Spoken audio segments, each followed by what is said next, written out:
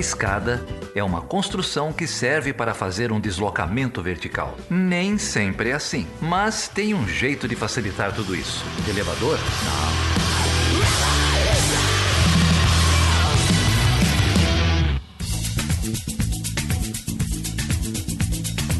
Seja bem-vinda, seja bem-vindo a mais um Chutando a Escada. Eu sou a Carol Pavese e hoje estou aqui sozinha, porque a minha colega de bancada está do outro lado agora. Hoje vai ser um episódio muito especial, todos são muito importantes e com entrevistadas maravilhosas, mas nesse eu vou precisar confessar que eu estou muito bem acompanhada aqui, muito feliz de estar na presença da Débora Prado, que vai ser a entrevistada do dia, uau, primeira vez, e a Lara Seles, que também é nossa parceira aqui, inclusive a gente tem novidades vindo aí no forno, também nesse trio, e hoje nós vamos conversar sobre a última publicação das duas, por isso que elas estão do outro lado. Bom, mulheres, bem-vindas, é um prazer enorme recebê-las aqui para esse papo. Obrigada, Carol, o prazer é todo meu estar sempre aqui com vocês. E obrigada também, olha só, tô numa situação agora hoje muito diferente, sentindo o que as entrevistadas sentem, né? Mas vamos lá, vamos bater um papo aí. Bom, geralmente a gente fala, eu e você, tanto quanto as entrevistadas, dessa vez você pode falar sem culpa. Então eu posso falar à vontade sem culpa, é verdade. Eu fico tranquila. Pela primeira vez o Geraldo não vai reclamar que você tá falando muito. Aproveita. Bom, vocês publicaram no final do ano passado um capítulo de livro, parte de um projeto que veio a sair como um caderno, e agora eu preciso falar o nome da editora, meu Deus, da Fundação Friedrich Ebert Stiftung, é isso? Deve ter uma forma mais rápida de falar isso.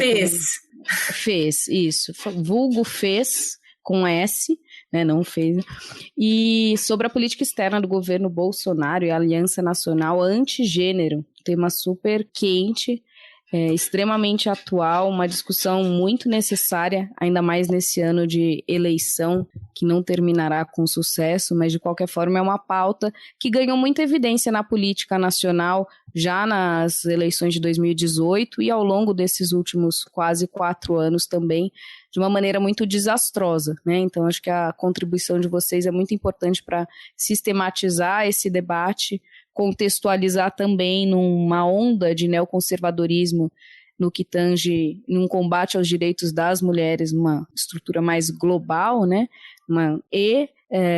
Situar também como esse debate está aqui no Brasil. Então, parabéns primeiro pela publicação, vai ser muito material muito necessário de leitura esse ano.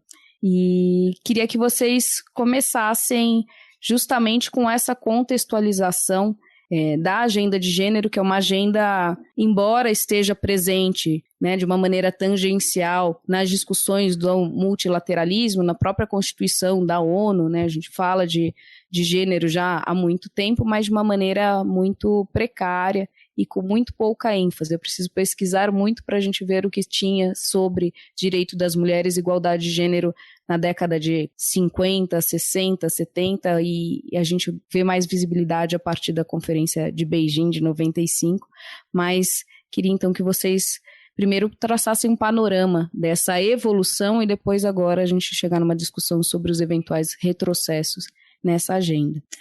Ok, Carol, eu acho que antes da gente entrar no texto em si, de repente a gente pode começar falando justamente desse ponto que você colocou, né, de uma certa escassez de estudos nessa área. Acho que em alguma medida a Débora pode me ajudar aqui, mas em alguma medida foi esse um pouco do nosso motivador.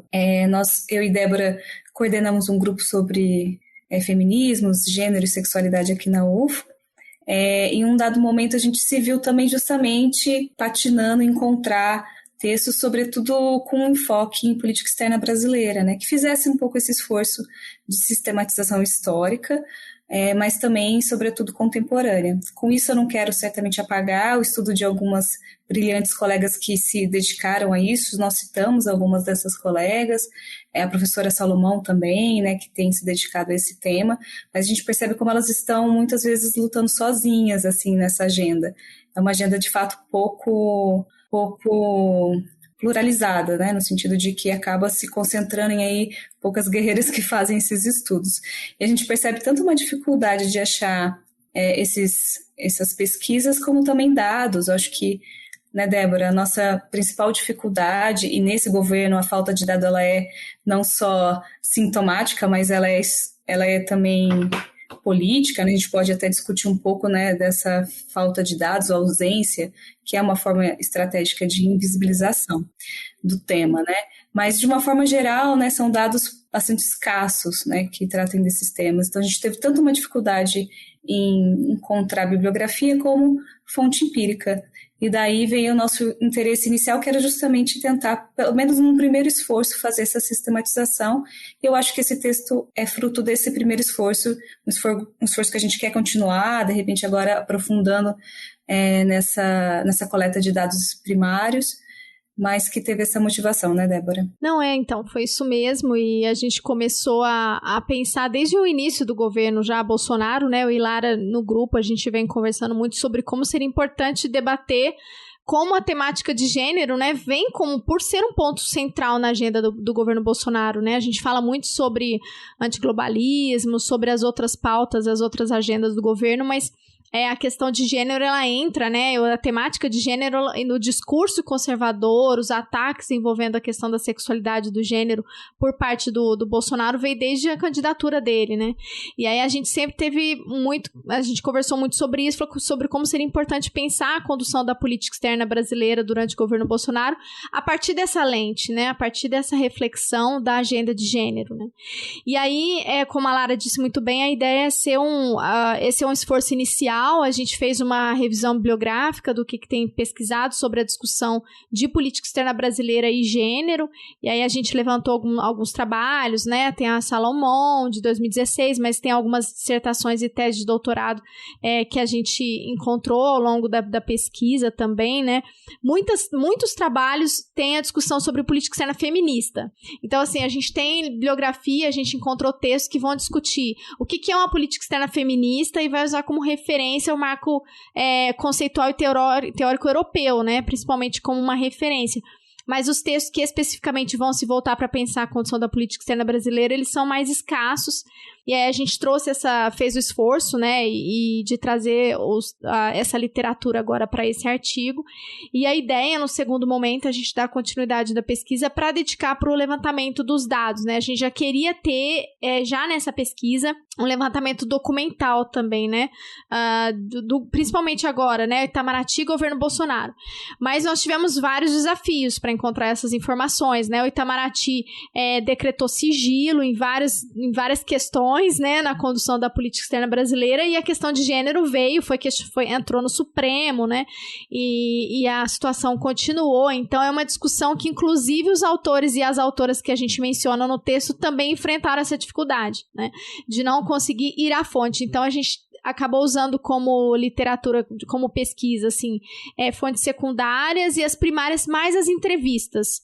As entrevistas, os discursos, né, de abertura da Damares nas conferências da ONU, né, que são muito simbólicos desse discurso do governo, as entrevistas que o Bolsonaro deu nas conferências que ele participou, né, e mesmo nas conferências que não discutiam essa agenda, ele trazia essa pauta, né, então a gente trouxe alguns trechos, mas não deu para fazer uma análise sistematizada, né, e a ideia é que a gente possa fazer isso, e aí tem os trabalhos que já fizeram e já cimentaram essa discussão na condução dos governos anteriores, né, então a Carol perguntou sobre os governos anteriores, como isso se deu ao longo do tempo, já temos pesquisas que vão apontar, né, uma análise bem mais densa, né, de pesquisas de longa data que estudaram o governo Lula, os governos do PT, né, o governo Lula, antes o FHC, o governo Dilma e agora o Bolsonaro, que é essa agenda que a gente vai colocar, né, para fazer essa discussão. Então, de antemão, isso que a gente já pode colocar, por exemplo, o que a própria Salomon fala, né, que a agenda de gênero para o Itamaraty, ela nunca foi uma prioridade, vamos dizer assim, né? Então, não é difícil achar, não tem muita coisa ou não é tão proativa, né? Mesmo nos governos anteriores. E aí, tem os outros trabalhos aqui que vão apontar sobre como o governo, por exemplo, da Dilma já esteve mais sensível à questão de gênero, que trouxe a temática de gênero para a condução da política externa né? Então é uma literatura que vai trazer esse texto. Deixa eu só confirmar aqui, a Francine Magalhães Vaz, né, quando ela vai estudar a política e o internacional, a atuação dos governos brasileiros na temática de gênero, então ela fez um trabalho de mestrado que ela vai fazer o recuo desde o governo do FHC, depois do governo Lula. Tem um trabalho da Sorgini, que vai destacar também os governos FHC, o Lula, e ela vai estudar também o governo da Dilma e a condução da política externa brasileira para gênero. E aí a gente observa, né, que aí depois eu quero devolver a palavra para a Lara, para trazer o argumento do nosso trabalho, né, que a gente observa duas situações, né? A gente tem uma ruptura na condução da política externa brasileira para essa agenda de gênero com o governo Bolsonaro. Porque se antes essa agenda, ela era, como a própria Salomão vai destacar, né? Ela não era uma prioridade, né? Ela vai passar a ser, mas não no sentido de promoção, né? Da igualdade de gênero e para discussão de enfrentar os desafios que as mulheres têm, né? Mas, na realidade, é uma atuação de ruptura, de rompimento com os compromissos que o Brasil assumiu nas conferências de internacionais, que a Carol mencionou muito bem, mas no sentido de desconstruir, né? Então a gente tem um backlash mesmo com o governo Bolsonaro, né? A partir da agenda aí que ele vai trazer não só no Itamaraty. Então, para além do Itamaraty, a gente também tem outros atores, né, que vão ganhar um destaque nessa condução.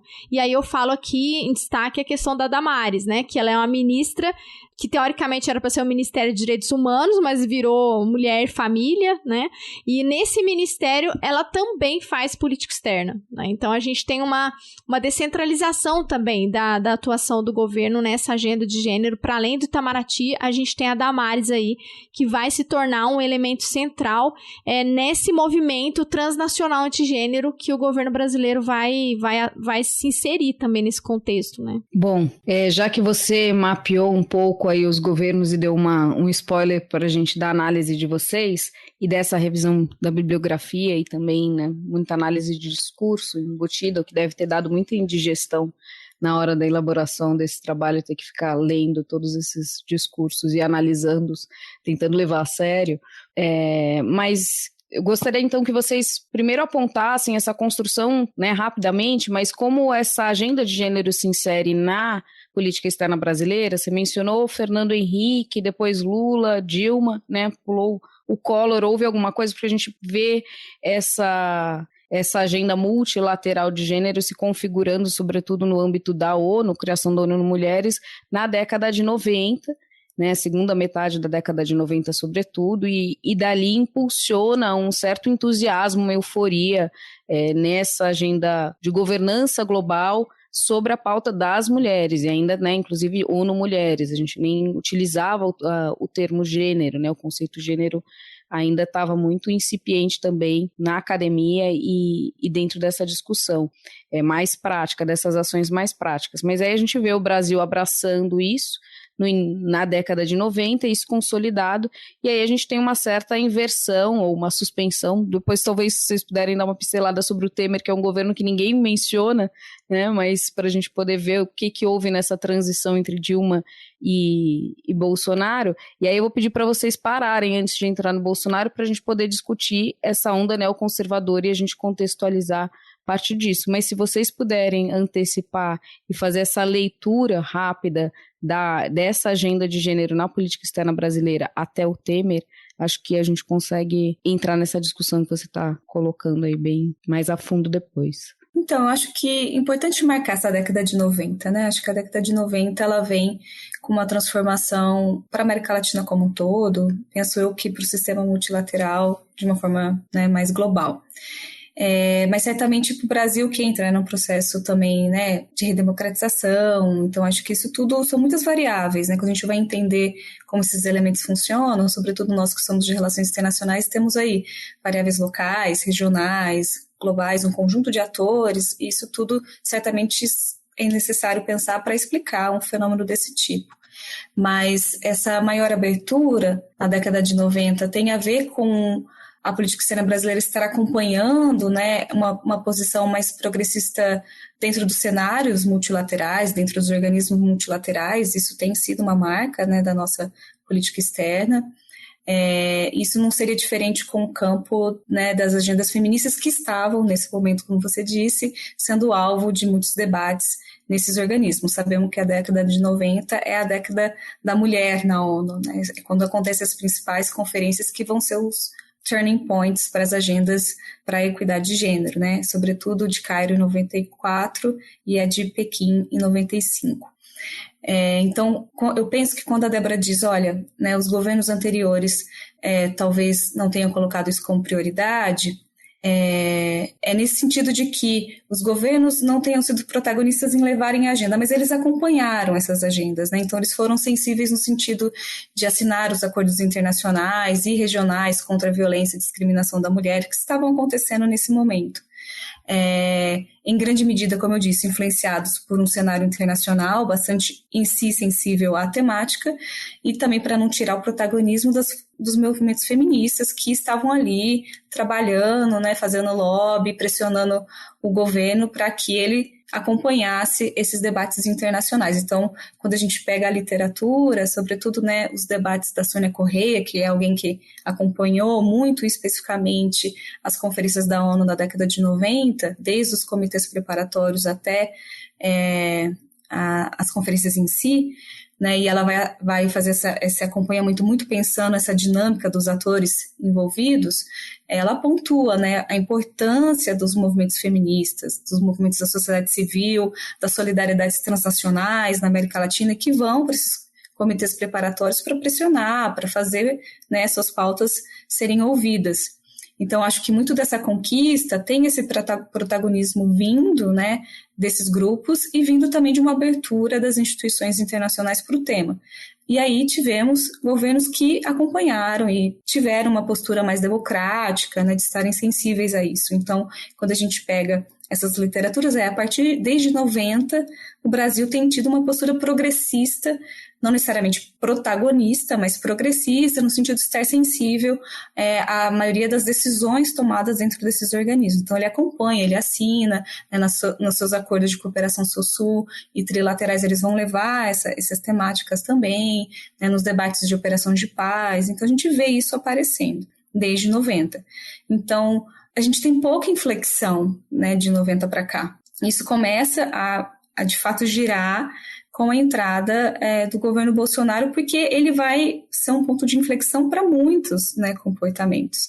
Ele vai ter essa postura que, de fato, é uma quebra para a nossa tradição de política externa, no sentido de não acompanhar, né, essas decisões coletivas dentro dos organismos multilaterais, de ter muitas vezes um papel contrário, né, à existência desses fóruns, né, a gente sabe bem dos discursos antiglobalistas que vão aparecer. E acho que a nossa questão aqui, sobretudo no artigo, é entender não só essa inflexão de gênero como uma inflexão natural para um governo que está se transformando e que está tendo uma nova postura frente aos organismos internacionais e às normativas internacionais, mas, na verdade, uma inflexão estrutural desse comportamento. Então, na verdade, essas isso que a gente vai chamar de um comportamento conservador com relação às políticas de gênero não é necessariamente um sintoma de uma inflexão anterior referente aos organismos internacionais, mas ela é produtiva disso, ela é constitutiva disso, né? De repente, sem essa cola simbólica que vamos chamar, né, da cola simbólica de gênero, talvez o governo não teria tanto sucesso, né, nisso que tem sido essa postura conservadora, né, nessa postura contrário, né, aos mecanismos globais de atuação multilateral. Então, na verdade, ele tem uma função ali de catalisador desse campo e não necessariamente apenas de um elemento, enfim, como a gente poderia aqui chamar de fato sintomático. Estava pensando também no que a Lara falou, né, sobre como a gente tem que localizar também o Brasil nesse debate mais amplo, né? E aí o objetivo também do texto, né, e aí a Lara traz toda a bagagem que ela tem de discussão teórica envolvendo gênero, que que ela escreveu muito bem no texto e trouxe todo esse conhecimento a respeito dessa discussão da cola simbólica, né, de que esse é um elemento que vai aglutinar o governo Bolsonaro e vai identificar esse governo com outros movimentos, né, de extrema-direita. De modo geral, são governos de extrema-direita e que vão ter essa agenda de gênero como uma agenda que é central, né. E aí, nisso, o governo começa a fazer alianças, né, e alianças que vão trazer essa agenda, né, contrário ao aborto, né, contrário à discussão de educação sexual de meninas, de debate contra a violência sexual em situações de conflito. Então, o Brasil começa a votar junto com países conservadores em várias reuniões e assembleias da ONU, né, do Conselho de Direitos Humanos, e aí o Jamil Chad acaba que entra muito como uma referência no nosso trabalho por conta dessa dificuldade nossa de encontrar os dados empíricos, né. Então, quem acaba denunciando muito isso na imprensa brasileira, né, e a posição do Brasil nas conferências é o Jamil Chad, né, então ele entra também com esses casos, para mostrar sobre como o governo brasileiro vai se distanciando de uma tradição, né? De uma tradição, porque eu até resgatei aqui no texto para ficar mais claro, né? Quando eu falei lá de que a condução da política brasileira não tinha tanto compromisso, né? A Salomão, ela vai dizer, ela tem 2 textos, né? Um de 2016 e 2020, que ela avança também, nessa discussão, mas ela vai falar lá em 2016 que existia, né, que uma baixa sensibilidade com relação aos compromissos de combate à discriminação e à violência de gênero por parte do Ministério das Relações Exteriores, né, mas no sentido de que o governo não tomou a dianteira nisso, né, ele foi mais passivo, né, ele aceitou aquilo que vinha das discussões internacionais, mas isso contribuiu para movimentar, e depois ela fala no texto, acho que o de 2020, ela vai colocar como nos governos Lula, foi o governo que os governos Lula, né, os do PT, foram os que mais foram sensíveis à discussão de gênero e que abriu espaço para os movimentos sociais atuarem na construção dessa agenda, né, e aí tem a questão da discussão de gênero e segurança, né, do Plano Nacional de Gênero e Segurança, a gente já gravou um programa sobre isso, né, então, um episódio sobre isso também. Então, assim, existe toda essa discussão muito maior, né, e o Brasil, ele tá incluso nesse contexto. Então, se a gente for pegar várias semelhanças com o governo de extrema-direita, uma delas é essa questão da agenda, né, de gênero.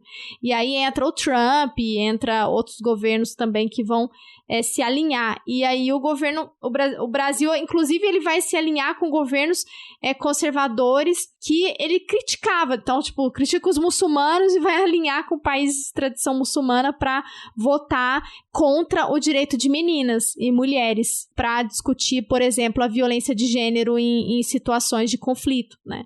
Então, é muito forte isso, né? E aí, não só na votação, como no veto, como nos discursos, né, da Damares, né?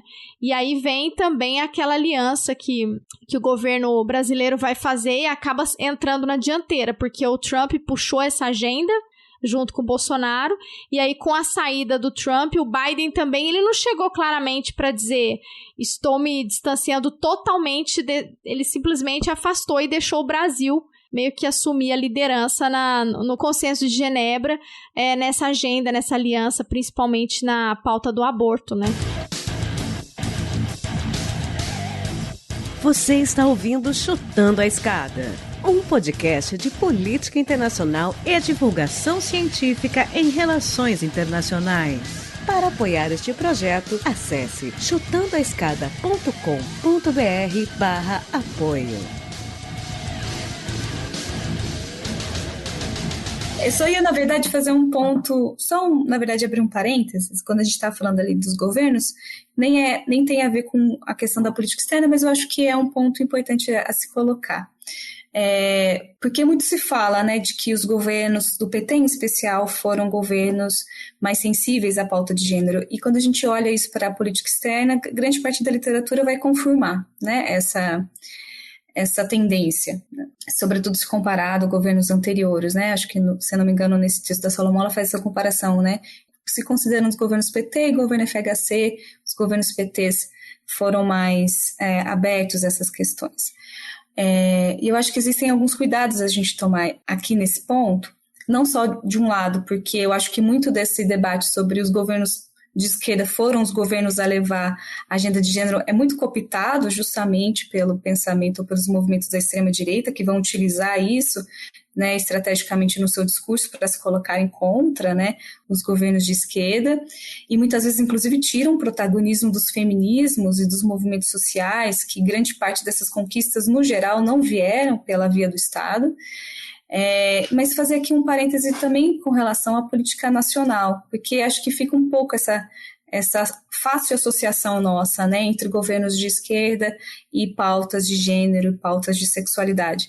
E quando a gente pensa bastante na literatura, né, dos movimentos sociais, dos movimentos das mulheres, dos movimentos LGBTQIA+, a gente percebe, sobretudo na América Latina, o quanto que, como eu disse, isso vem muito de um protagonismo desses movimentos e que pode ser uma falácia de dedução, né, uma dedução histórica às vezes um pouco falaciosa, a gente imaginar que sempre que em governos mais progressistas entram, essas pautas estão em destaque, e governos mais conservadores isso caem, porque a gente percebe muitas continuidades, né? Obviamente, assim como muitas rupturas.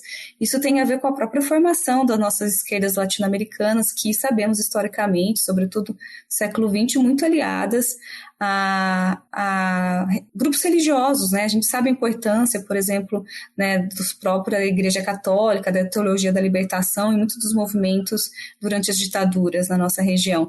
E essa associação, se a gente pega os textos da Celi Pinto, que vai narrar, né, a história do movimento feminista no Brasil em específico, a gente vê como essa aliança entre os movimentos de esquerda tradicionais, né, e os movimentos da Igreja Católica vai ser difícil de ser rompido. Então, em momentos de tensão, a gente vê que muitos desses governos, sobretudo sul-americanos da Onda Rosa, eles vão ter dificuldade de enfrentar, de peitar e então comprar, né, o debate feminista. Na maioria das vezes isso não vai acontecer. Isso também faz parte das contradições, né, desses tensionamentos entre os movimentos feministas e movimentos de esquerdas, que também sabemos que tradicionalmente, pelo menos os movimentos de esquerda do século XX, viam a questões de gênero como contradições secundárias, né, frente às contradições de classe. Não à toa, até hoje, muitos dos nossos partidos de esquerda tradicionais têm muita dificuldade de dialogar com debates de gênero, de raça, etc., né?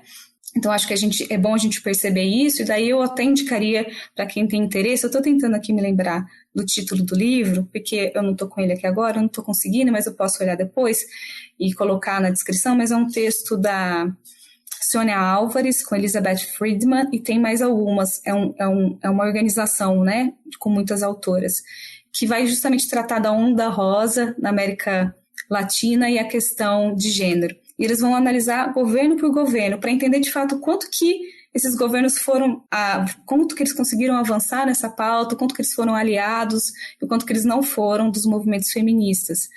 E a gente percebe que, por exemplo, no capítulo que fala sobre o Brasil, elas vão problematizar, né, os governos do PT que vão conseguir avançar em pautas, vamos colocar aqui bastante entre aspas, mais identitárias, mas quando a gente está falando aqui de cultura heteropatriarcal, quando a gente está falando aqui de questões econômicas, pouco vai ser de fato rompido, né?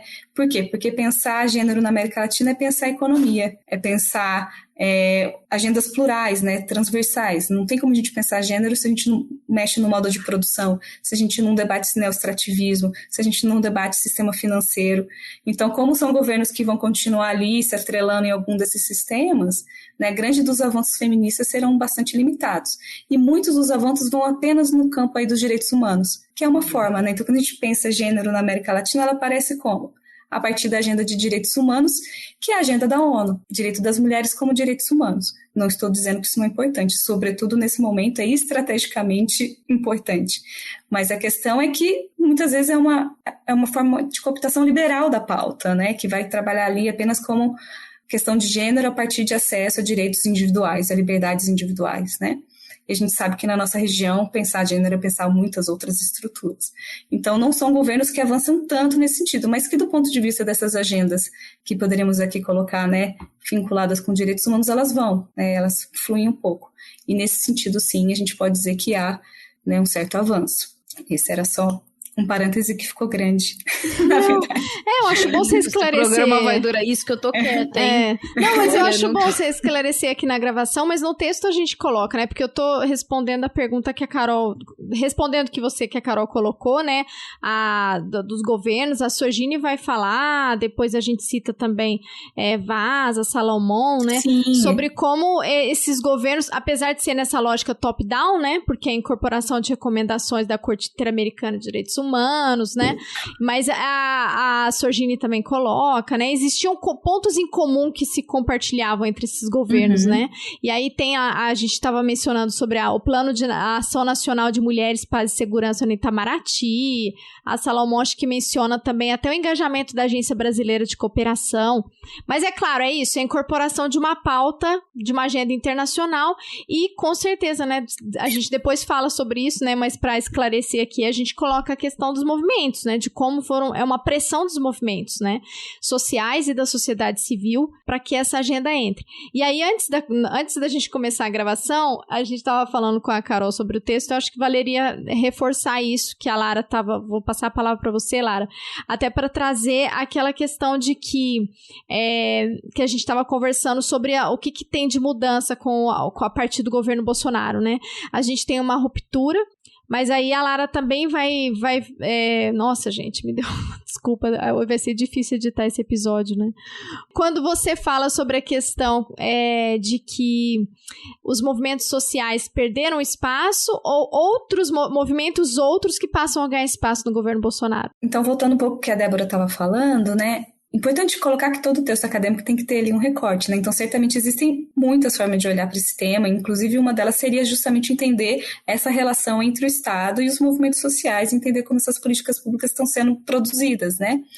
Só que o nosso foco ali era olhar, e a gente vai falar um pouco mais disso em breve, mas é olhar, na verdade, esse movimento global do que a gente está chamando aqui de uma aliança antigênero, né? A gente está muito mais focado em entender o desenvolvimento desse fenômeno que, como eu disse, julgamos global. Mas, de fato, quando a gente começa a avaliar um pouco a questão da formulação da política externa, a gente se deparou com essa hipótese, né, argumento, na verdade, levantado pela Salomon, onde ela diz que, por muito tempo, sobretudo ali nos governos PT, percebe-se, né, um movimento da política externa com relação à questão de gênero dentro de um movimento bottom-up, né? Então, há uma participação muito significativa dos movimentos da sociedade civil nesse processo de formulação de política externa. Então, ao final do texto, a gente lança um pouco essa questão. Será que, então, viveríamos agora um momento de inversão disso, onde a política externa agora é de cima para baixo, o governo se fechou, né, para o debate do diálogo com os movimentos sociais, ou, na verdade, a gente tem uma substituição dos movimentos sociais que estão agora tendo algum protagonismo, né? Porque certamente não há dúvidas de que o governo Bolsonaro é um governo que não constrói canais de diálogo com os movimentos feministas, os movimentos LGBT, pelo contrário, né? Ele vai criar uma inimizade, né? Vai até securitizar as pautas desses grupos, algo que a gente fala no texto muito no sentido de justamente construir esses grupos como inimigos morais, né?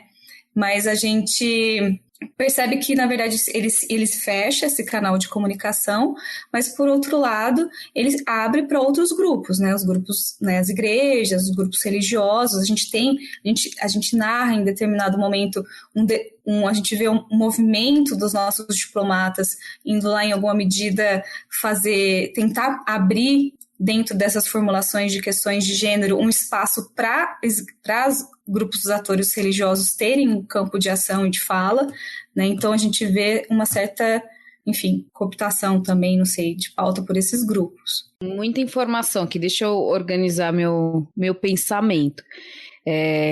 Agora a gente está discutindo sobre essa cooptação, como você colocou, mas esse é um argumento bem interessante, né? Porque a gente, quando fala que há retrocessos dentro da agenda, dentro das demandas, mas não há retrocesso no apagamento dessa agenda, o que é interessante, né? Porque se a gente for acompanhar essa evolução histórica e cronológica através de diferentes presidências, diferentes governos, talvez essa seja o momento no qual se discute mais a pauta de gênero do que qualquer outro governo desde a redemocratização, inclusive no governo Dilma, que havia uma uma participação quase que pessoal dela também, um interesse pessoal, né, nessa agenda. E é onde a gente também vê vários avanços. Então, embora tivesse muitos avanços, a questão é que agora essa presença ela é negativa, né? Então, antes não se falasse tanto de gênero como agora, da forma como isso é articulado. E esse ponto que vocês trouxeram também é bem interessante, dos movimentos. Porque quando nós pensamos em movimentos dentro da agenda de gênero, também pensamos nos movimentos que vão avançar com essa agenda e pregar e lutar por mais direitos e por mais igualdade. Mas aí, novamente, né, a gente vê uma substituição dos grupos que têm acesso e influência na formulação de políticas públicas, que são grupos altamente conservadores e que talvez antes não tivessem tão presentes na formulação, né? Sim, Carol. Então, inclusive, desculpa, Débora, você queria falar? Posso? Sobre o primeiro ponto, eu costumo até dizer que existe quase um fetiche do governo, né, em torno do debate de gênero, mas aqui pensando bem no seu papel estruturante mesmo dessa dinâmica governamental, inclusive discursiva. Mas eu acho que é interessante também dizer que falar demais sobre algo não quer dizer necessariamente que não estamos silenciando, né? Porque a gente pode lembrar do Foucault, né? Quando ele fala ali das transições de regime de sexualidade, o que era tabu vira um falatório, né?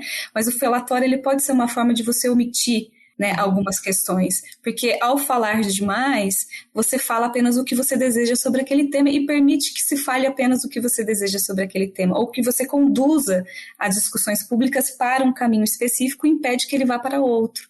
Então, acho que esse falatório exagerado desse governo é, na verdade, uma tentativa de apagamento das outras vozes, né? Se fala mais alto, se fala mais volume, mas é justamente para que outras vozes sejam silenciadas nessa algazarra que eles criam. Ninguém consegue ouvir, né, vozes resistentes nesse processo. E com isso eles conseguem, então, pautar o que é o debate de gênero, o que é... E um dos movimentos, né, desse governo quando falamos de gênero, a gente muda, né? Antes a gente pensava, debate de gênero, estamos pensando em debate de equidade, né? Debate de igualdade de gênero, estamos pensando em movimentos feministas. Agora, falar sobre gênero é falar sobre ideologia de gênero, ou uma crítica ao que eles fazem, ideologia de gênero. E o mais interessante, dialogando com isso que você colocou, Carol, sobre a ideologia de gênero, é que ela é, do ponto de vista discursivo, um tipo de tecnologia, né, que permite com que grupos que antes não tinham um diálogo tão direto com o Estado se coloquem como interlocutores do Estado. Então, você percebe que muitos dos atores que promovem a ideologia de gênero são, no geral, aqueles que tinham perdido o papel de interlocução com o Estado, né? Quando a gente tem a virada da sociedade moderna, do Estado secular, né, secularizado, o debate de cidadania, a gente vê que, por exemplo, atores que geralmente estavam vinculados com a moralidade vão para o campo do privado, vão para o campo do fórum íntimo, que são os atores religiosos, por exemplo, né? Então, você vê que a ideologia de gênero, ela tem servido para recolocar, né, esses grupos dentro da esfera pública, trazendo suas agendas e recolocando eles como agentes de interlocução com o Estado. Na verdade, reivindicando o papel de interlocutores do Estado, né? Então, a ideologia de gênero é justamente o caminho pelo qual eles vão dizer, olha, essa galera feminista aqui, eles estão contando uma mentira, eles estão inventando uma falácia, que é justamente a ideia da ideologia de gênero, eles são perigosos, inclusive, e quem pode falar sobre direitos humanos, quem deve falar sobre cidadania, na verdade somos nós, né, que percebemos essa falácia e que temos algo a dizer sobre isso. Então, é uma forma de comprar espaço dentro da esfera e disputar, né, espaço. Mas aí eu vou fazer uma pergunta contraponto, porque a bancada da Bíblia, ela existe há muito tempo e inclusive nos governos progressistas ela também era muito forte, né? A cada governo ela se fortalece e aumenta o seu número, mas ela sempre foi, aliás, é numerosa já há alguns governos, inclusive nos governos do PT. Então, esse ponto que você levantou da agenda de gênero ser um espaço para essa retomada da participação desses grupos mais religiosos na política, né, e no espaço público, de certa forma, a existência dessa bancada que abraça essa pauta também, né, e versa sobre gênero, demonstra que são atores que talvez nunca tivessem saído da política, né? Inclusive porque a gente vê a participação da igreja e das alas conservadoras, dos movimentos conservadores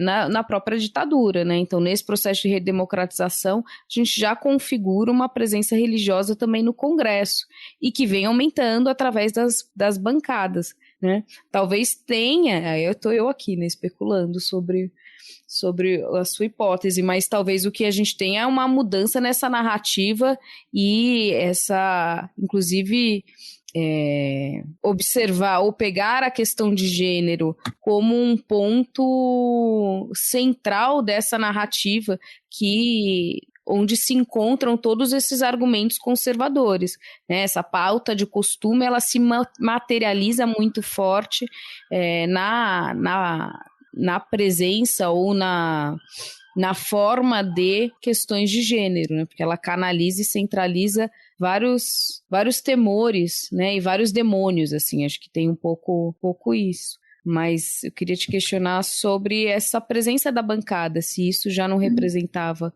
essa participação desses atores na política. Posso só complementar, responder, passo para você, Lara? É porque essa bancada, ela não tinha espaço na discussão de direitos humanos, né?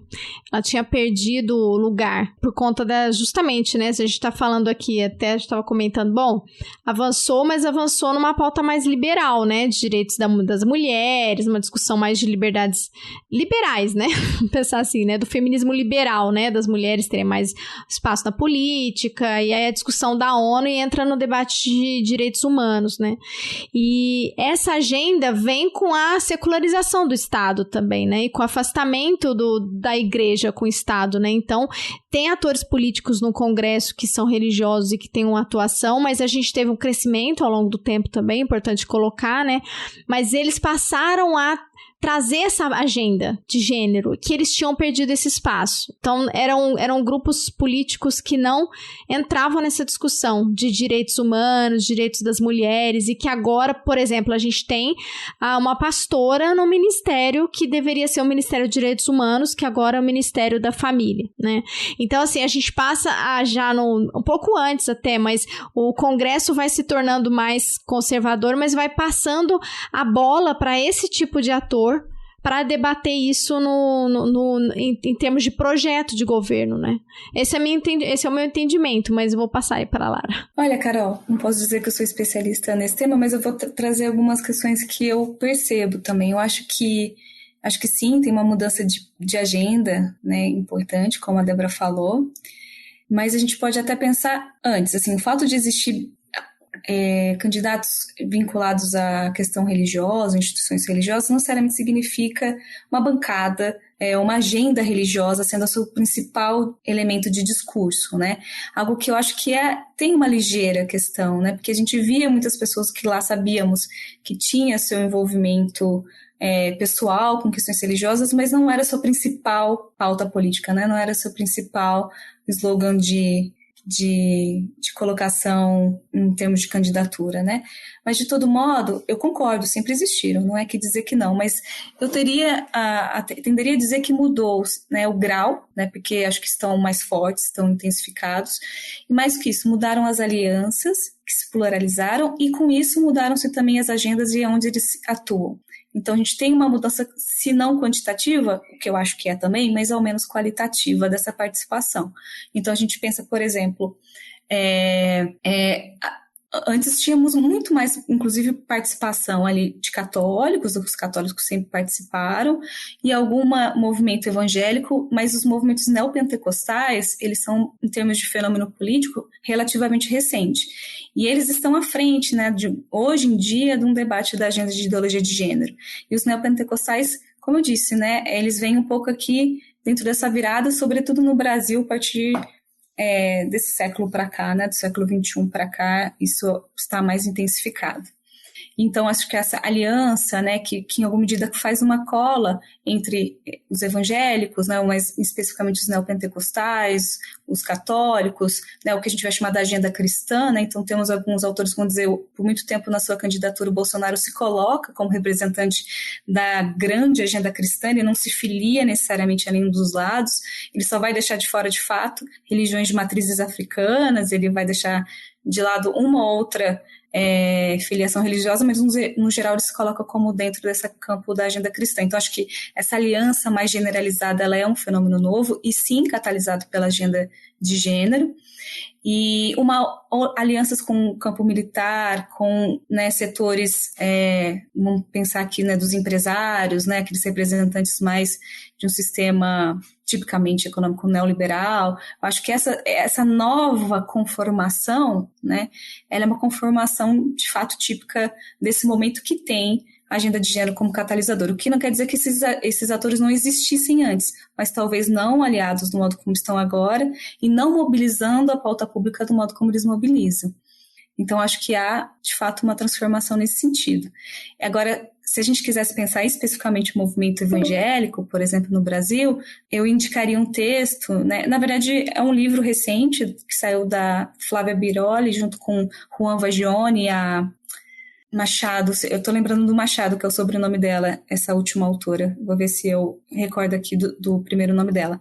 Mas, enfim, que é os neoconservadorismo na América Latina. Ele tem um capítulo específico, né, sobre a questão religiosa no campo do direito, e ele tem um artigo num outro livro que fala justamente sobre essa genealogia dos movimentos neopentecostais e evangélicos, e a gente percebe que, de fato, eram movimentos que não tinham uma atuação tão intensa durante a ditadura, que eles preferiam um certo distanciamento da arena pública, mas com o fim da ditadura, início da redemocratização e a crise neoliberal, eles começam a adentrar mais forte no campo político e vão, né, acionar na agenda moral de questões de gênero, vão encontrar nessa agenda um caminho para atingir esse espaço, ou para conquistar esse espaço. E tem a ver também com o fato de ser uma vertente da igreja cristã relativamente em expansão no Brasil, né? Quando a gente olhar nos anos 60, a igreja católica era muito mais forte do que é agora, então também essa menor participação política tem a ver.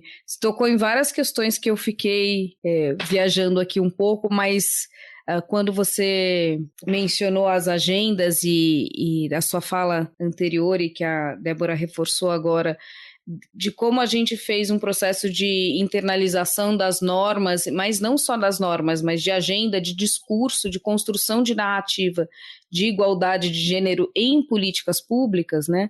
Como essa agenda liberal e depois neoliberal, onde se discute muito paridade no mercado de trabalho e se mensura, né, essa necessidade de criar indicadores quantitativos também para mensurar essa igualdade de gênero, como se isso fosse reproduzido apenas por números, né, ou por legislações existentes, mas eu também me perguntei e fui traçando um paralelo mental na construção dessa agenda e o quanto talvez nós tenhamos esgotado esses pontos dessa agenda liberal e já foram internalizados do ponto de vista da norma, é óbvio, que na prática a gente está anos-luz distante disso se concretizar, mas quando a gente vai falar sobre a igualdade de direito ao voto, né, participação das mulheres na política, depois a gente vai ter leis de cotas, depois a gente vai pensar no mercado de trabalho, cotas, licença maternidade, cotas,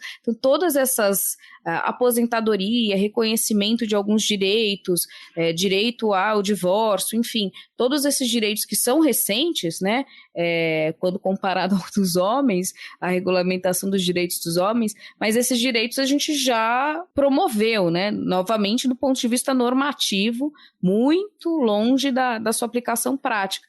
E aí o que a gente esbarra, inclusive como América Latina, são nessas questões mais viscerais da desigualdade de gênero, dos papéis e dos direitos reprodutivos, que é o grande tabu no Brasil, né? A gente pode encontrar consenso em várias... E na questão da identidade de gênero agora, com esse governo, né? Mas a questão da identidade e dos direitos reprodutivos é, assim, onde esbarramos. E talvez isso também tenha a ver com esse momento dessa agenda, né?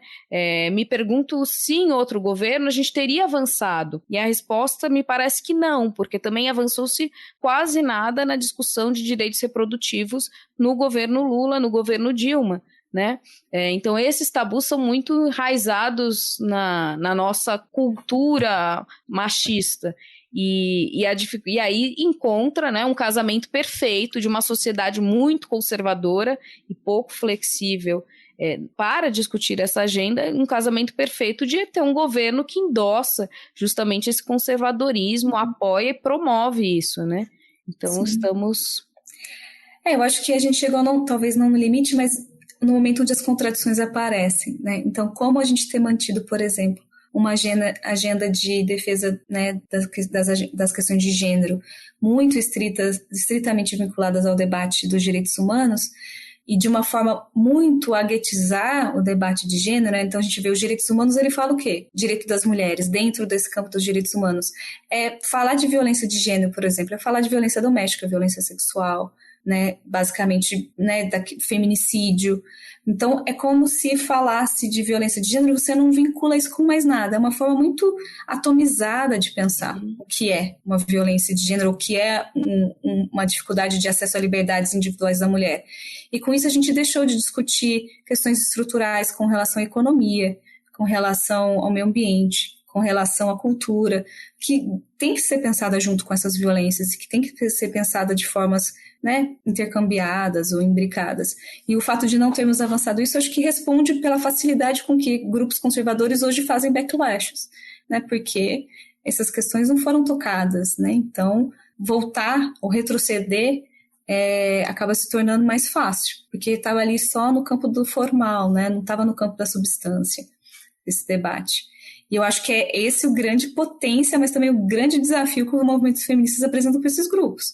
Porque os movimentos feministas, pelo menos daqui na América Latina, é isso que eles estão dizendo. Olha, percebemos que a questão é bem mais embaixo, a gente tem que pensar bem mais coisas do que estava se colocando antes. Só que para pensar isso, ela vai tocar num conjunto de atores, num conjunto de privilégios, e daí não é à toa que hoje, né, essa coalizão formada em torno da agenda de gênero, ela pega tanta gente. Vai pegar a galera do mercado financeiro, vai pegar agronegócio, vai pegar militar, vai pegar muitos religiosos, de fato, classe média, enfim. Porque é isso, né? A agenda feminista agora toca em muitos pontos. E eles se veem, talvez, colados, né? Contra esse inimigo comum. Um olhar confiante na voz, a atitude. Vou mostrar que ser gordo e negra é virtude. Levanta sua cabeça, você não pode parar. O que te define é o seu olhar, o seu andar, o seu pensar. Você precisa se posicionar. Se valorizar não é querer ser melhor que alguém, é entender que você não é pior que ninguém. Levanta a mina, olha pra cima, sente esse clima, amor próprio é nosso rolê. Levanta a mina, olha pra cima, sente esse clima, hoje vamos exalar poder. Levanta a mina, olha pra cima, sente esse clima, amor próprio é nosso rolê. Levanta a mina, olha pra cima, sente esse clima, hoje vamos exalar poder. A gente menciona, né, os governos anteriores, mas eles não são o foco do trabalho. O foco do trabalho é olhar para o governo Bolsonaro, porque a gente realmente é uma agenda de pesquisa, né? Então, espero, né, que a gente consiga aí um projeto, uma bolsa, né, para estudar, para ter mais gente estudando. Mas a ideia é entender, então, como se deu, né, como se dá essa aliança do governo Bolsonaro na política externa brasileira para a questão antigênero. Então, a gente tem esse contexto, uma sociedade que já vê com o pé atrás toda essa discussão de direitos das mulheres, já sempre foi muito difícil, mesmo se a gente for pegar aí na discussão do feminismo liberal, né, já é uma agenda difícil de avançar, como a gente estava falando aqui, como vocês apontaram muito bem, e aí o governo vai trabalhar com esse neoconservadorismo, com essa moralidade, com esse discurso do medo, e vai trazendo os factoides, né, que apareceram nas eleições, que provavelmente vão aparecer de novo agora, né, então Bolsonaro já veio com a discussão da identidade de gênero, né? Na última eleição era a discussão da orientação sexual, a questão ele desqualificou as mulheres a todo momento, mas eu acho que os ataques vão mais agora no sentido da discussão do gênero neutro, né? Da população LGBTQI+, o que se pensa sobre isso e tal. E aí, como se dá essa aliança? Né? Eu acho que esse é o ponto, assim, como que o governo vai concretizar essa agenda antigênero, né? De que forma, né? E aí a gente foi identificando algumas coisas, né? E aí posso falar, mas se você quiser também, Lara, como que se dá essa implementação, né? Nos tópicos anteriores a gente vai discutir, né? Sobre como se dá essa questão do conservadorismo. Eu acho que eu vou voltar para a Lara contextualizar essa questão do movimento conservador de modo geral, né? Desse movimento antigênero, e aí a gente toca no Brasil para trazer as ações, né? Porque outras virão, né? Até acabar o governo, muita coisa ainda pode acontecer.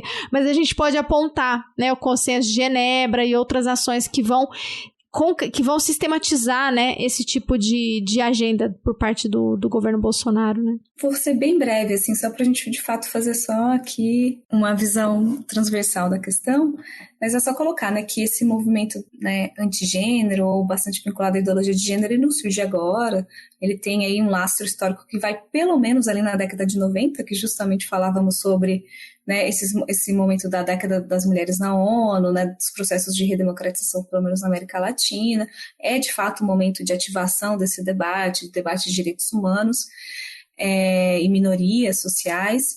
Então a gente vê que quando a gente pensa, né, nessas grandes movimentações em torno dos organismos multilaterais, vem forte aí a pauta das mulheres enquanto direitos sexuais e reprodutivos, e começa justamente na década de 90, que é o momento onde o movimento feminista passa pelo que a gente chama de debate intragênero, né, que ele começa a se dar conta que, olha, existem outras experiências de ser mulher, existem orientação sexual, existem posicionalidades múltiplas.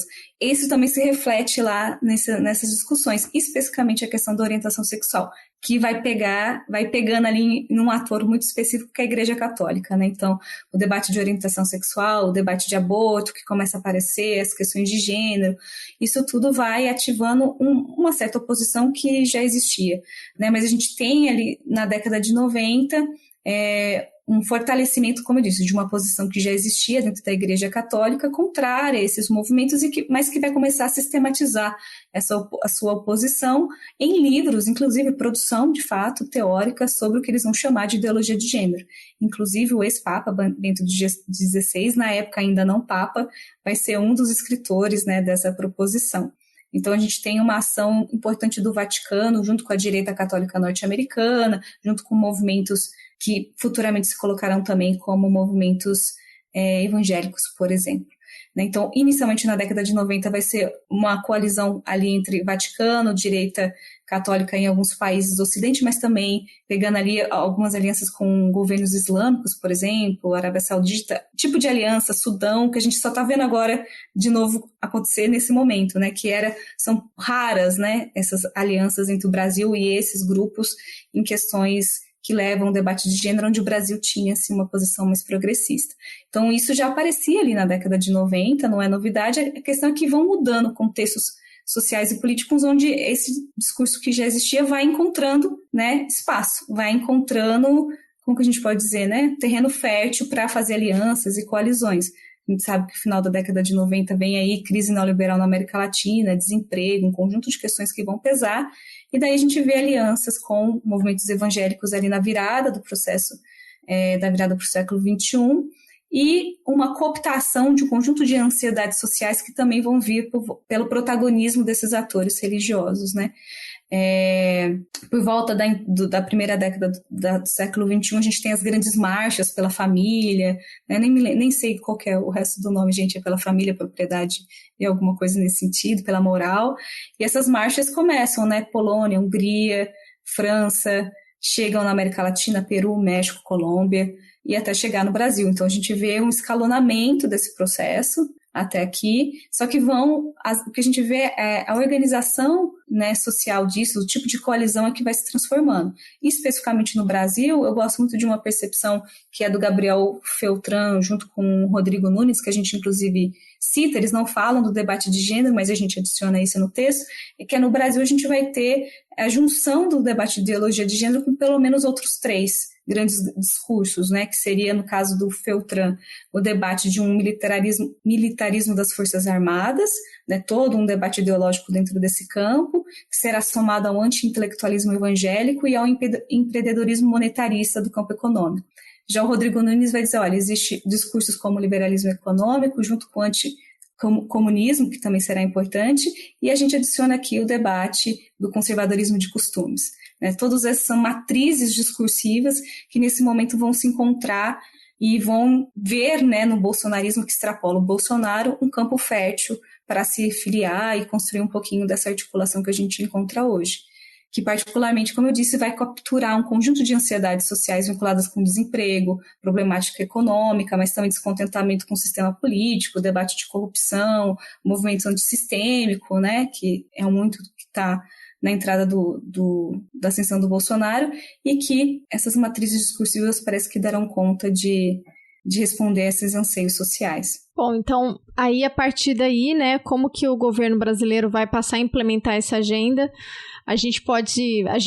Como a gente já mencionou, esse é um primeiro esforço, né, de pesquisa, e a gente pretende sistematizar muito melhor essa análise, né, a partir dos dados, mas o que a gente percebe é alguns eixos, né, que o governo vai assumir a partir de então, trazendo essa ideologia, né, esse pensamento, trazendo a ideologia de gênero para o centro do debate, né, e aí só trazendo a questão da cola simbólica, né, que a Lara agora lembrou sobre a importância, né, de que essa seria a cola simbólica que vai unir, né, e conseguir conciliar os interesses da sociedade de modo geral. Isso aconteceu aqui no Brasil desde o período da campanha, né? Mas a partir do momento, né, então já destacando, né, que desde o início na campanha, como vocês devem lembrar bem, a gente não precisa ficar trazendo os trechos aqui da pesquisa, eu lembro que a Carol falou do estômago, né, eu li várias, a gente falou, nossa, né, então assim, o Bolsonaro sempre teve discursos, né, dirigia frequentemente discursos de ódio contra as mulheres, população LGBTQIA+, outras minorias, como a população negra, indígena, não brancas, né, quilombolas, indígenas. E aí o governo vai seguindo com essas ações sistemáticas para esvaziar as políticas que foram estabelecidas nos períodos anteriores. Ainda que a gente estava apontando as críticas, ainda assim, alguma coisa havia sido feita, né? E a partir de agora a gente tem um esvaziamento, né?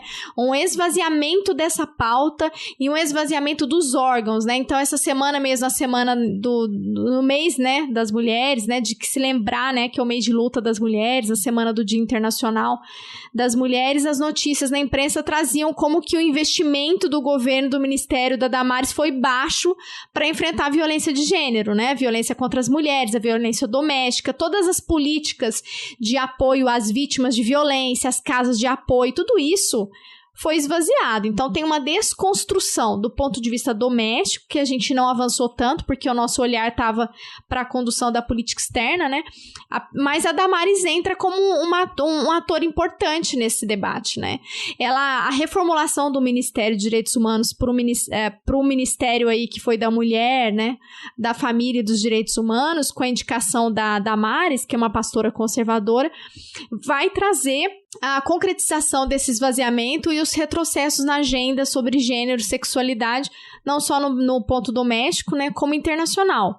E aí ela vai, né, tipo, a gente tem as falas e os discursos que a gente aponta aqui, que foi feitos, inclusive os discursos que ela fez fora, né, do Brasil, em outras conferências, na cúpula em Budapeste, 2019, ela vai reforçar a questão do compromisso do governo Bolsonaro com a defesa da família. Então, a gente tem aí aquilo que a gente vai mencionar, né, que a Lara também destacou, da relação direta que se faz da tríade estruturante das ações do governo Bolsonaro nas arenas multilaterais, né, que vai ser ancorada, né, dos direitos humanos, família e infância, né? Então, a gente tem uma ressignificação do direito à vida, né? A questão que a todo momento, né, a Damares vai trazer, né, que o Bolsonaro, a defesa da família, que o Bolsonaro é um homem, que vai trazer para o Brasil um cenário pró-família, pró-vida, né, de que a promoção da paz, ela vai estar aí ancorada no resgate dos valores da família. Então, mais uma vez, aquele discurso da família tradicional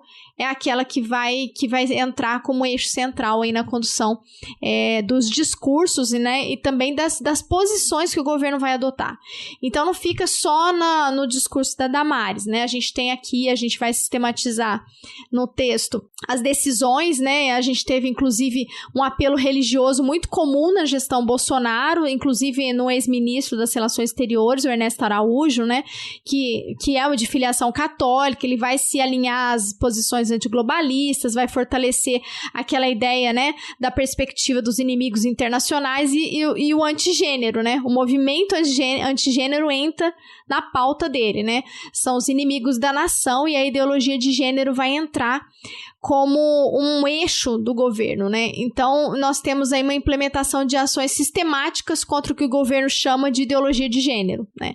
Isso não só nas conferências da ONU, né? A gente tem também, para além das arenas da ONU, né? Nos fóruns envolvendo as reuniões da ONU, a gente tem também as posições do Brasil na Comissão Interamericana de Direitos Humanos, da OEA.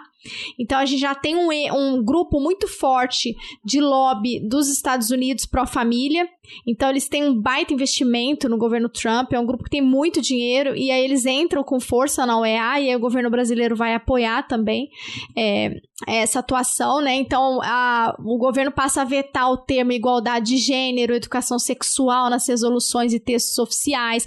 A gente tem aquela denúncia que a imprensa fez da indicação do Itamaraty de que não era para usar o termo gênero, de que era para mencionar apenas masculino e feminino, né? Então, aquele manual, né, que o Itamaraty encaminhou para os diplomatas e que aí depois agora tornou-se um assunto aí que a gente não consegue acessar os documentos, mas isso depois teve o Supremo, requisitou e tal. Então, assim, a gente tem uma sistematização no discurso, no compromisso e no alinhamento do governo brasileiro com países conservadores e tradicionais que são contrários ao direito das mulheres, principalmente aos direitos reprodutivos, né? A gente tem esse encaminhamento também. E só para finalizar, vou voltar para a Lara, a gente tem o engajamento do Brasil no Consenso de Genebra, né? Que eu acho que seria uma outra frente de atuação para além da ONU, porque a gente fala muito da ONU, né? Mas o Brasil também teve um papel e tem tido um papel de levar essa bandeira aí pró-vida, pró-família para as outras instâncias multilaterais. Então, o OEA também é um eixo de atuação do governo. Lara, complementa aí pra gente. Não, muito sinteticamente, só queria dizer que você toca num ponto que para mim é importante, que tem a ver com a questão da cola simbólica, que é o fato de que o governo Bolsonaro, como grande parte dos governos mais conservadores, da chamada extrema-direita, eles têm um caráter muito de criar antinomias, né, de criar antíteses, né, de criar grandes inimigos, sejam eles reais ou fictícios. E isso faz parte da lógica de atuação do raciocínio político desses estados. Primeiro porque, criando-se inimigos, justifica-se um conjunto de ações justamente, né, de caráter mais autoritário, mas também porque, na mesma medida que se cria um inimigo, se cria algum tipo de amigo, né, alguma forma de aliança.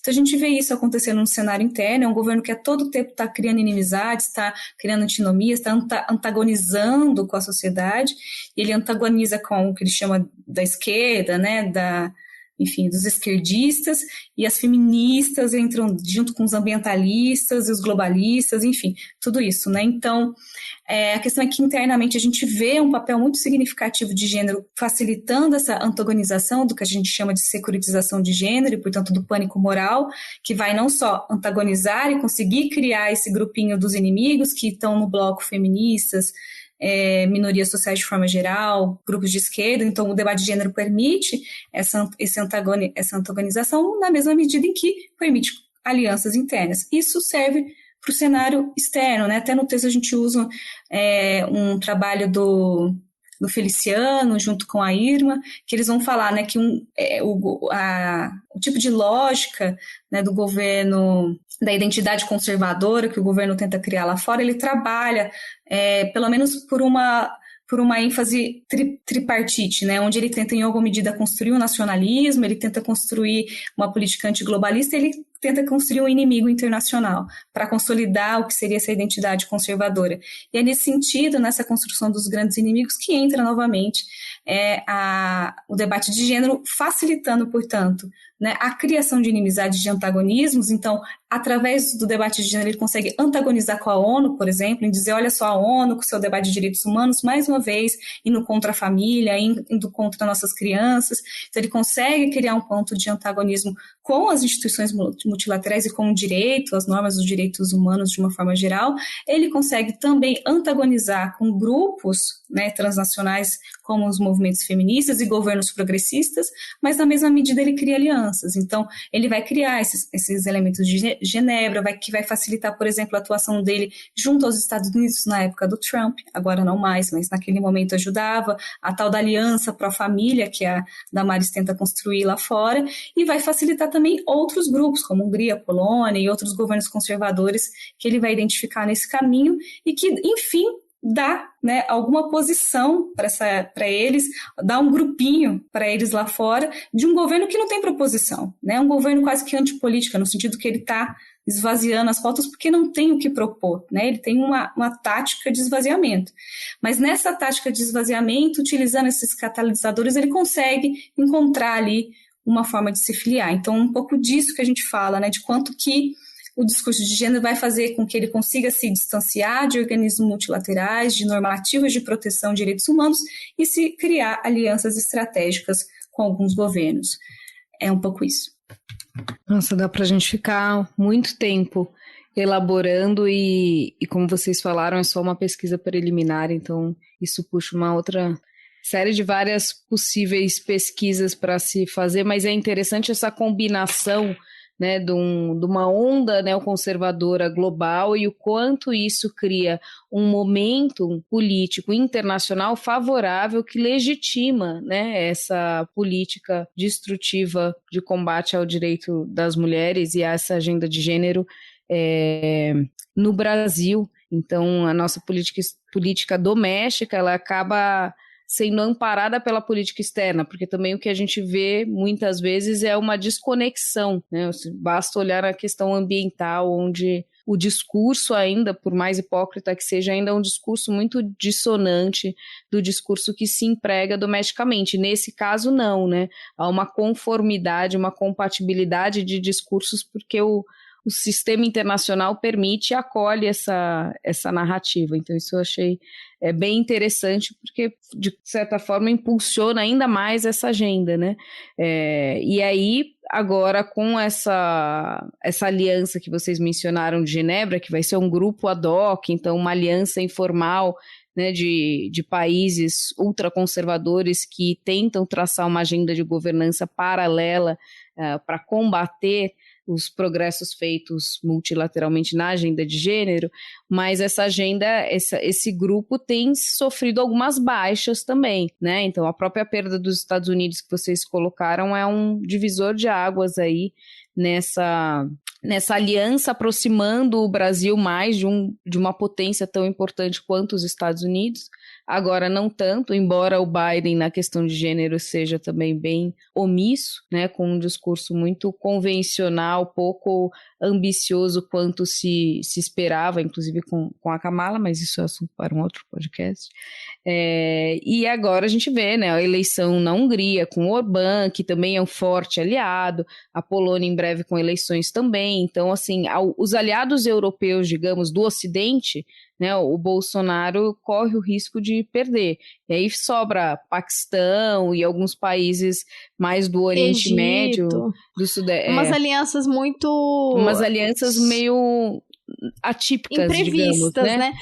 Para o Brasil. Então, talvez isso a gente não encontre um contexto lá fora um terreno tão próspero para tão fértil, né, para se encontrar esse eco. Por outro lado, como vocês pontuaram, essas agendas, elas são, embora a gente veja um processo top-down, de cima para baixo, mas elas são construídas domesticamente, né, que é o que se fala muito do legado que tudo isso vai deixar, né? É difícil nós termos agora nesse processo eleitoral uma oposição que faça um antagonismo tão forte ao Bolsonaro nessa questão, né? Muito provavelmente os candidatos que forem se opor a ele vão tocar com muita cautela na questão de gênero, né? Difícil achar que alguém vai vir com uma linha tão conservadora, sobretudo aqueles que se colocam mais de centro e de esquerda, mas é difícil imaginar que nesse momento, porque corre-se o risco, inclusive, de se perder a eleição. Vamos lembrar lá da Dilma,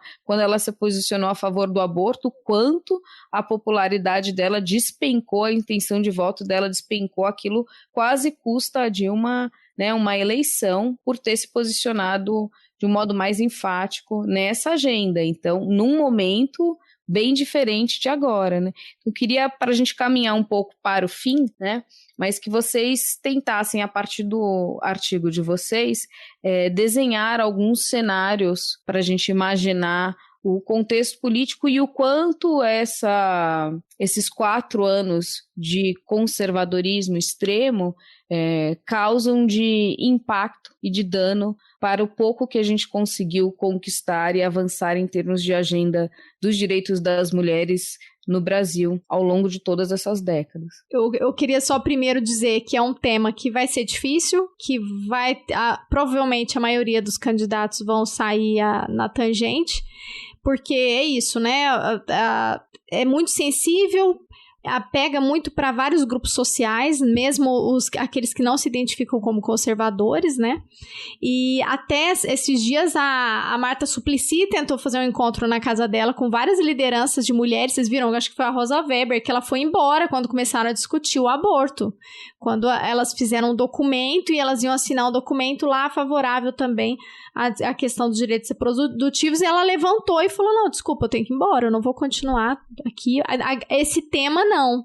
Né? Então, assim, mesmo entre mulheres com progressistas e tal, bom, peraí, não vou entrar nesse debate aqui.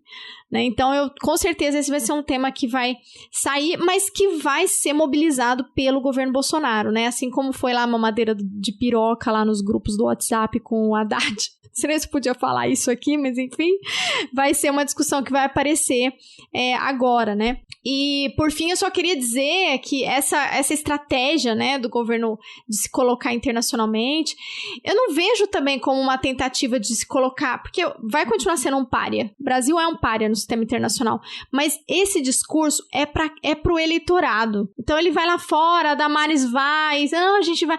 O Conselho de Genebra não ia dar muita coisa, o Trump saiu, esvaziou totalmente, mas é para agradar o eleitorado. E aí a gente vê uma coisa interessante também, que é o esvaziamento do Itamaraty. O Itamaraty foi totalmente deixado de lado, assim, porque não tem essa estratégia de pensar o Brasil enquanto ator internacional, né? Tanto é que a gente vê que, bom, quem são as pessoas? Aí tem lá a Damares, que vai falar na OEA, tem uma secretária.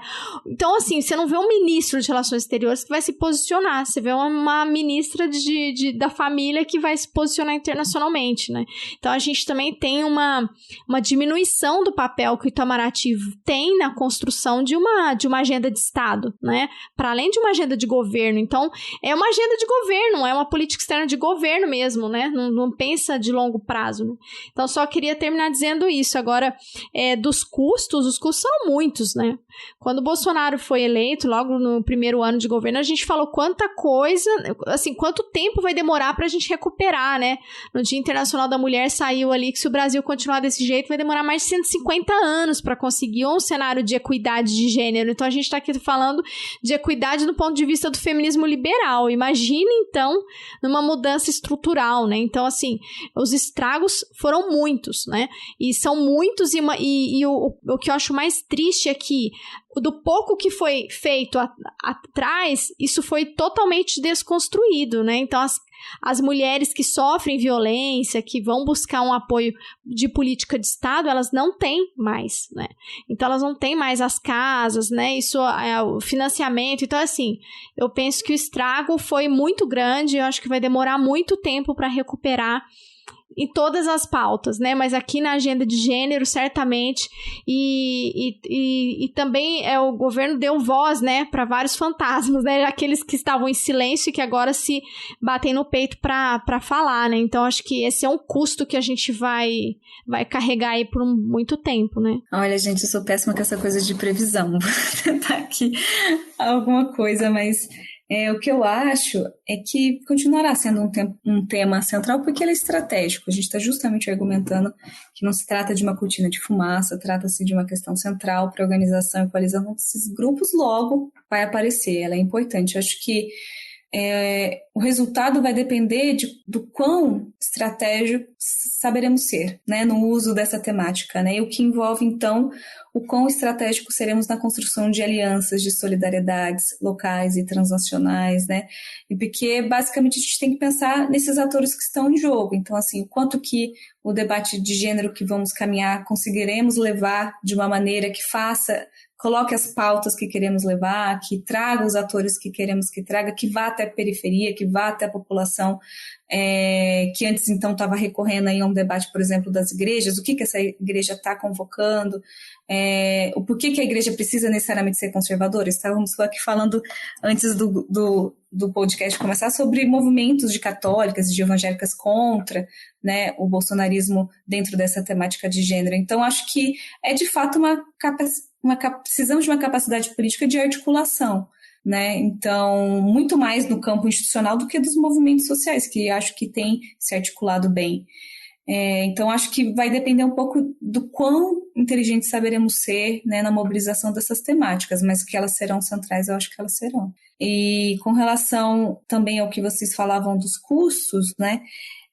Já que a Débora falou dos cursos, eu acho que eu gostaria muito de também pensar de alguns ganhos, né, e avanços. Eu acho que, na mesma medida em que a reação aos movimentos feministas cresceu, o movimento feminista cresceu na mesma proporção, continuou crescendo, assim. Eu acho que tem se empoderado a despeito de todas as perdas institucionais, né, de todos os bloqueios e barreiras feitos.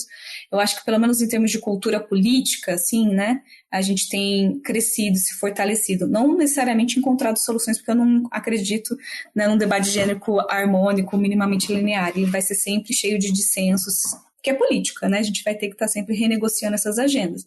Mas eu acho que nessa prática política a gente tem crescido muito, e o movimento feminista na América Latina tem apontado saídas, justamente para a estrutura política que a gente tem, inclusive eleitoral. A gente vê esses mandatos coletivos, a gente vê esse debate, né, do trabalho, da economia do cuidado na Argentina, da aposentadoria. Eu acho que tem saído, assim, né, formas de estar no espaço público, formas de colocar pautas que esses movimentos têm trazido que são interessantes para a gente pensar, se não o bloqueio, então pelo menos novas formas de superar um pouquinho esses processos, assim. Então, eu acho que tem aí uma nova gramática apontando e que deverá e necessariamente será feita com o cenário internacional. A gente pensa em UNA menos, a greve internacional, tudo isso é transnacional. O movimento feminista, ele nasce com uma natureza bastante globalizada, né? Então, acho que isso também aponta para alguns caminhos da nossa discussão. Enfim, como eu disse, não sei fazer muitos cenários prospectivos, vou ter aula de cenários prospectivos, né, para fazer. Mas é difícil fazer, né? Ainda mais com o que a gente tá vendo.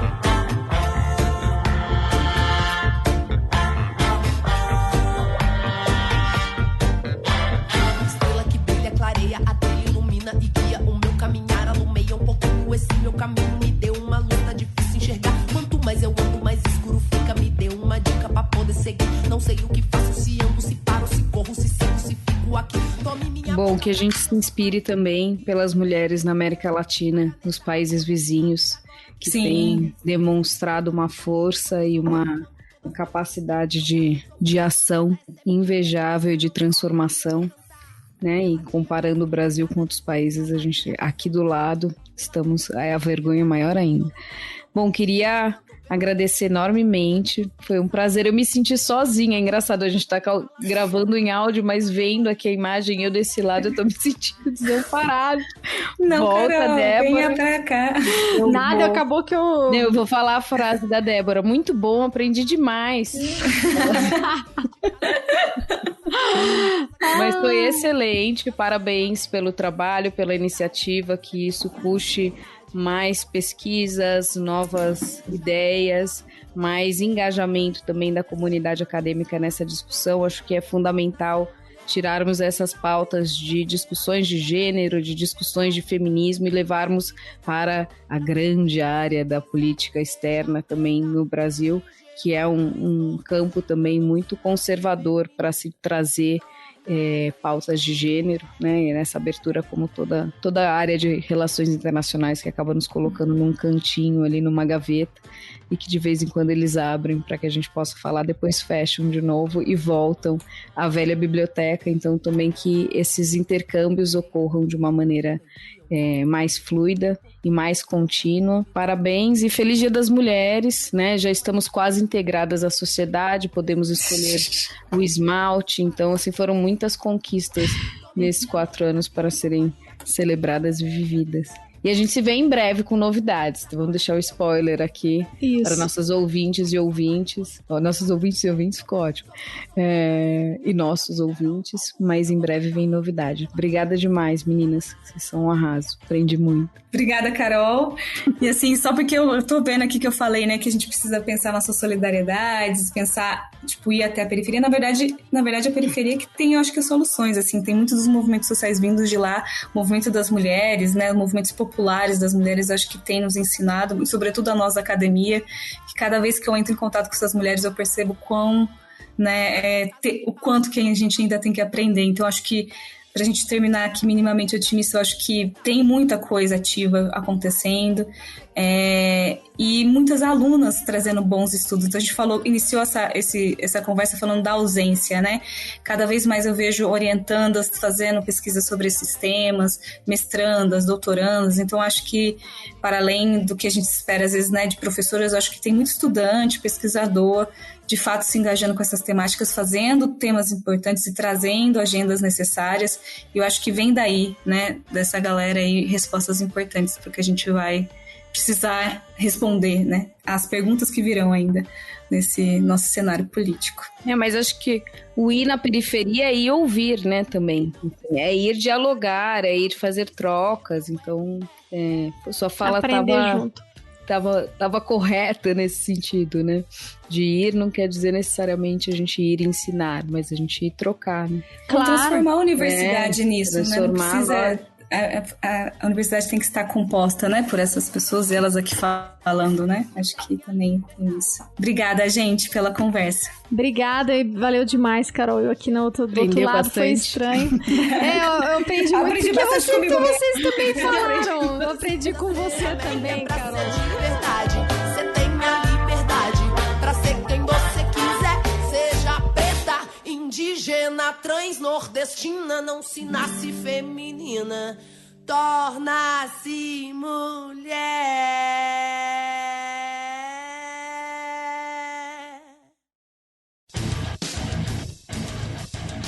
Você acabou de ouvir mais um episódio do Chutando a Escada. Para apoiar, acesse chutandoaescada.com.br/apoio.